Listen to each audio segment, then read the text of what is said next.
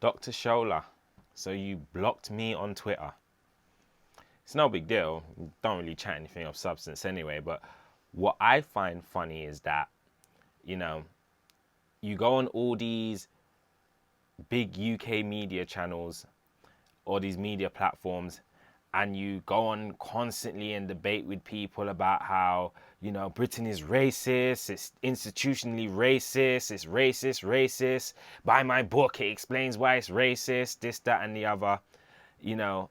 And yet, when a black person is challenging what you're saying on Twitter, what do? You block them. Like, what is up with this cowardice at the end of the day? You can go on independent American platforms and slag off Britain, which is what she does. You can go on the UK platforms, slag off Britain, slag off the country, slag off the people, promote your book and all sorts of nonsense and everything. But yet, when someone who is also black, but, actually likes Britain and stands up for the country, is challenging what you're saying, what do? You do what a lot of these cowardice lefties do, a lot of these cowardice nihilists and so-called woke mobs or whatever. You block the person. Why? Because you don't want to take on board the actual challenge of debating someone who has a similar complexion to you, but comes with a different opinion. At the end of the day, we're all individual people out here and we all think freely. I don't even know why you slag off the country so much. Most of your, not even most, nearly pretty much all of your success comes from being in this country. Your 4 degrees, your career as a solicitor, your, what's it called? The platform you have now, the book you have, all of this success is coming out of Britain.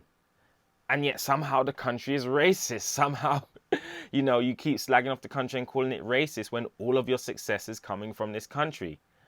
So, at the end of the day, if you want to prove what you want to say, then prove what you want to say. Don't, block people who challenge your narrative just because, they are black as well. Just because they're not white and you can't so easily pull that whole race card and anything, because most of the time that's all you're saying. You're just saying racist with no form of substance or anything to back up what you're saying. That's all you do, is just saying Britain is racist, but you can never really and truly explain why. It's just you shouting over people, not giving them a chance to speak or anything like that.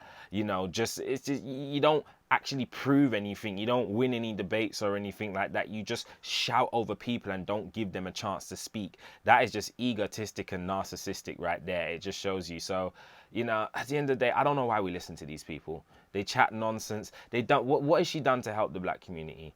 What has she done apart from just shout out Britain is racist? That's all she's done is race baited. She hasn't actually done anything to help these communities. Like when last you see Dr. Shola walking amongst the people or anything, really. I'm not saying she doesn't, but it's not something that, you hear her doing very often. You see her comfortably behind her screen chatting crap at the end of the day. So, yeah, people like her, they just show they've got no substance in them. They've got no foot to really stand on. They're just trying to race bait and hustle people and feed them a narrative that doesn't fit with the life that they have lived themselves and the success that they have had.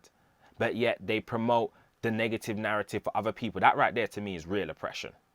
When the narrative clearly doesn't fit your success or fit any of, whatever, doesn't present the kind of obstacles in life, or it doesn't present hasn't presented you the obstacles in life that you're saying it presents other people, then you're oppressing people because you're feeding them a narrative that's telling them that they can't make it. And Dr. Shola is no different when she chats her crap.